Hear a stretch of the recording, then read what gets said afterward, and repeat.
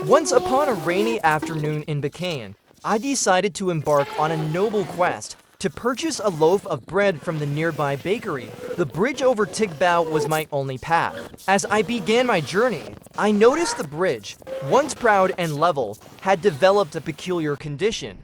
The asphalts had been applied layer upon layer like a poorly made pancake, creating an uneven surface thicker than the plot of a mystery novel. The drainage system had long been buried under these layers, which meant puddles that would make any duckling jealous. With only a ball cap for protection from the relentless rain, I set forth. Soon, a full-fledged flood had formed under the bridge. From the surrounding mountains, rain poured like a never-ending waterfall. My sneakers squelched in the mix of sand and mud that seemed determined to cling to every step I took. Halfway across, I realized I had only brought a single penny, just enough to buy the bread. The universe, it seemed, had a sense of humor. As I navigated through the ankle-deep water, I imagined the engineers who had decided that a permanent layer cake of asphalt was a great idea.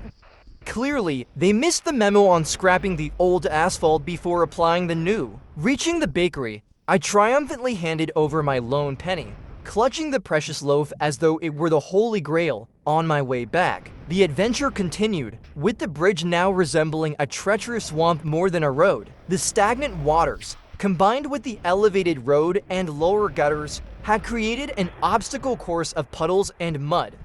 I might as well have been on an episode of a bizarre reality show titled Survivor, Bridge Edition. As I trudged back home, I noticed that the usual hustle and bustle of the area was markedly absent. The rain had deterred most pedestrians, leaving the bridge eerily quiet except for the incessant pattering of raindrops. I looked around, wondering if perhaps I had been transported to a deserted island where the main challenge was simply keeping dry. As I reached the home stretch, I noticed cars cautiously passing by, their drivers eyeing my camera warily. They moved at a snail's pace, seemingly more afraid of being captured on film than the muddy chaos around them. I imagined them thinking, one wrong move and this person will have a splash-filled memory to share online. Each vehicle that passed did so with the precision of a surgeon, carefully avoiding the massive puddles that lined the bridge. I could see the drivers' faces through the rain-spattered windows, their expressions a mix of concentration and mild panic. They seemed to fear not just the water, but the possibility of becoming an unwilling star in a viral video about the perils of Bacayan's bridge. One particularly cautious driver in a bright car caught my attention. He rolled down his window just a crack, enough to call out, "Good luck," before slowly inching his way forward. His car moved at a pace that would make a tortoise impatient, but he made it across without incident, much to his visible relief. Finally, I arrived home, soaked but victorious. As I bit into my hard-earned bread, I couldn't help but laugh at the absurdity of it all. A simple errand turned epic journey.